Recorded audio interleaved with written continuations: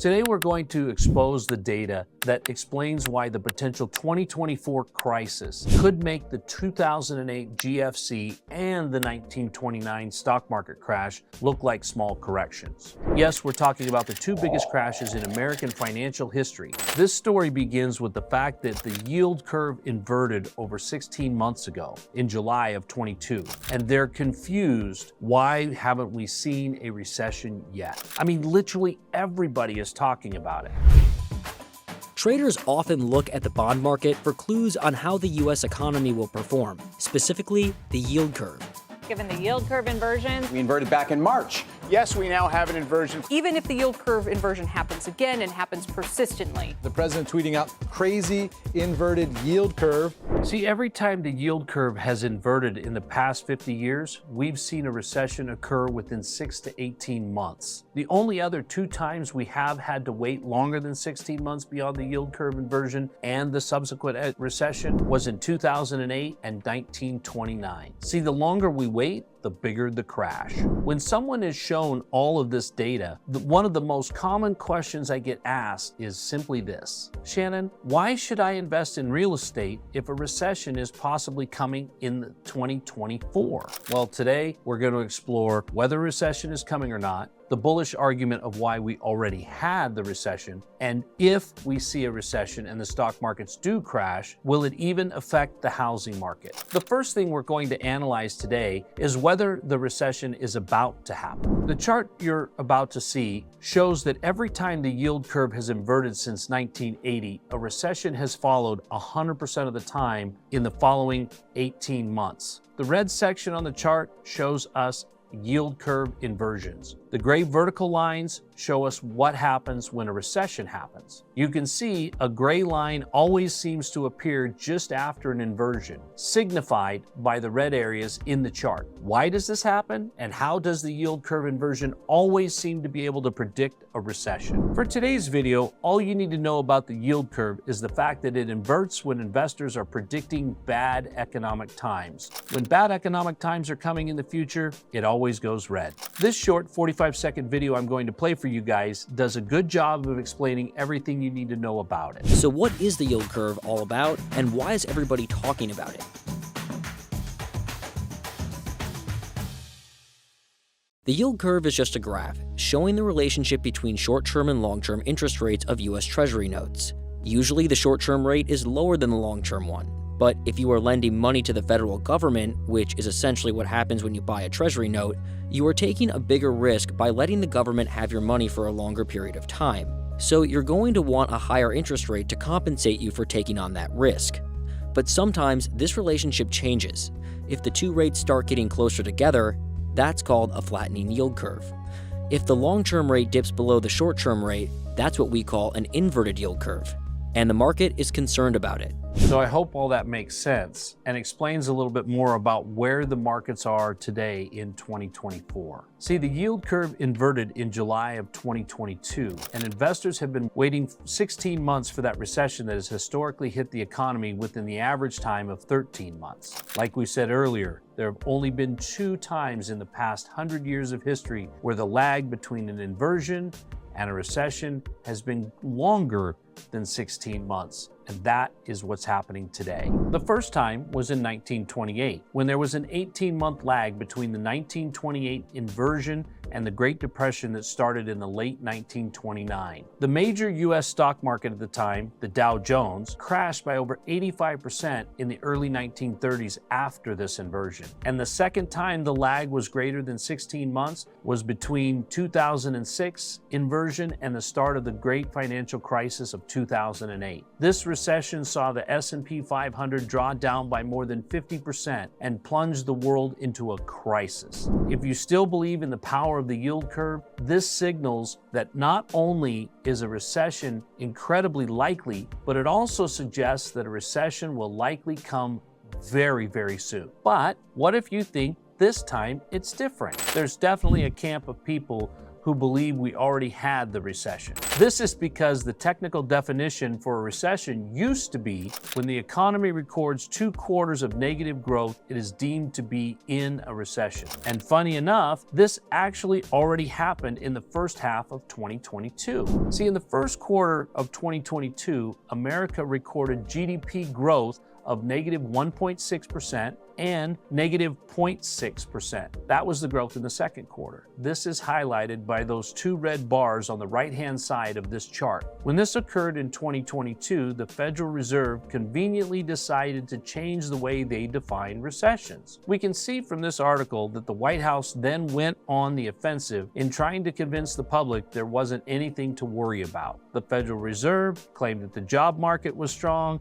and that we should ignore the 10-year and the 2-year bond yields. They said we should be focused on the 10-year 3-month bond yields, which at the time was looking much healthier. Unluckily for Powell and the White House, this bond curve also ended up inverting later in 2022. So that's the first argument for why we may not see a recession, is that it's already happened in the first 2 quarters of 2022. The second argument for why this time could be different comes down to the global economic Cold War we're living through today in 2024. For the first time in over 50 years, the world is attempting to de-dollarize its economies. See, since the 1970s, nation-states around the world bought U.S. treasuries to hold in their reserve. But all of this is starting to change. This is because the U.S. holds the global reserve currency and is the globe's dominant empire. However, things could be changing. Many well-known analysts like Ray Dalio now believe the U.S. empire is approaching a period of decline. He studied the rise and decline of 10 great empires over the past 500 years, and he noticed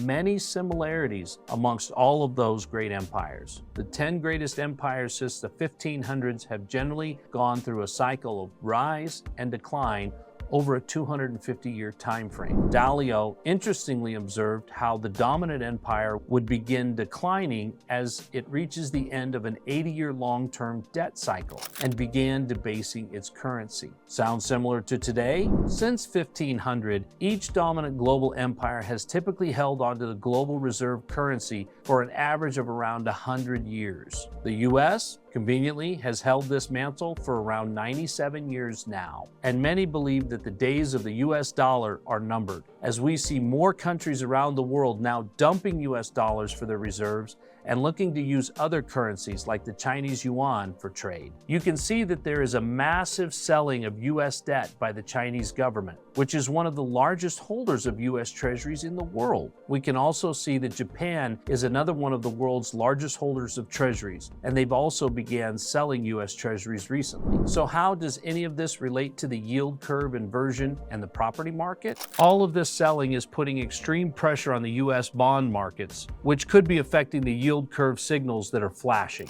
We can see the yields on all the major bonds in the US are aggressively rising. That means that the price of those bonds is declining. To help you visualize this commonly misunderstood point surrounding bond math, I've got 2 charts on the screen. On the left, I have the chart of the US 20-year government yield. On the right, I have the price of this same 20-year government bond. See, the price of this bond is down over 40% since 2021, and we can see that this has caused yields to rise aggressively in the past 2 years. The chart on the left shows that the yields have risen from below 1% in 2020 to above 4% today. This price action is seen across all the US bond markets. The 6-month bond yield recently spiked at about 5.5%. The 10-year breached 4% for the first time in over 2 decades. The 30-year has also spiked above 4%. So we can currently see by market actions that the market is doubting whether the US can repay its debt. At a minimum, this price action in the bond market is telling us the market is doubting that the Federal Reserve will be capable of controlling inflation at a rate lower than the yields on the bonds. Some analysts are saying this aggressive selling of bonds from foreigners is causing the bond yield curve to flash unreliable signals, and we shouldn't worry about the recent 2022 inversion. So that's the argument for why we might not see a typical recession.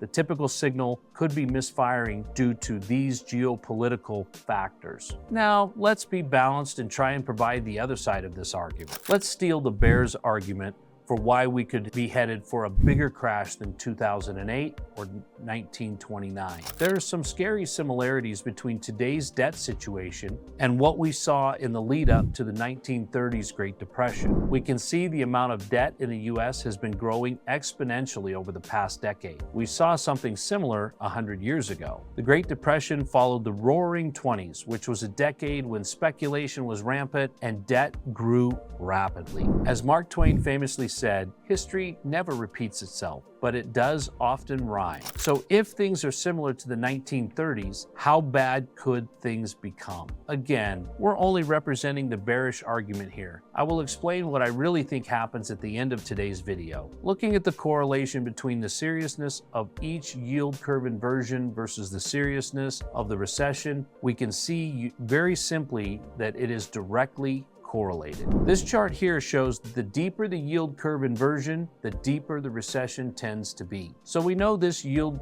curve inversion has taken a long time to normalize, but how deep is it? The current inversion of the 10-year and the 2-year and the 10-year and the 3-month is one of the deepest inversions we have ever seen. In fact, the inversion is at the same level that we saw in the Great Depression in the 1929. This is another worrying signal suggesting any recession that does come could be one of the most severe we have ever seen. So that is the bearish argument. But will the bears be right? With this said, there are no certainties, only probabilities. So we can say probabilistically, no one knows what's going to come next. So what do we do with all of these charts that I've thrown at you guys today? Overall, a negative 10-year, 2-year yield curve is a sign of serious economic stress and uncertainty. And it's important to monitor the yield curve closely to be prepared for the possibility of a recession, because historically, a recession follows an inversion. However, it's also important to be aware of the reasons for why this time could be different and why the yield curve inversion could be a nothing burger this time. So guys, I think that we're going to see the housing market remain strong while we see a recession come to other parts of the market. This means that the stock market will likely suffer, but we will remain strong on the jobs front because of all of the housing that's still required to be built. But it doesn't matter which side of the aisle you fall on, a bull or a bear. You might want to know where are the best spots to buy real estate. So if you're a bull who thinks a recession won't come, or it will happen, but it won't affect housing, you need to know where to buy. And if you're a bear who believes real estate will crash, you might also want to know where to invest when the opportunity presents itself. So to take care of both of you, we recently filmed a video where I revealed the 5 spots I'm looking to invest in 2024. If you want to watch that video, I will put the link for that video on the screen right here. And let me know in the comments down below what you think the markets will do next. And if you like this video, make sure you subscribe for more great content. I hope you all have an amazing 2024, and I'll see you in the next video.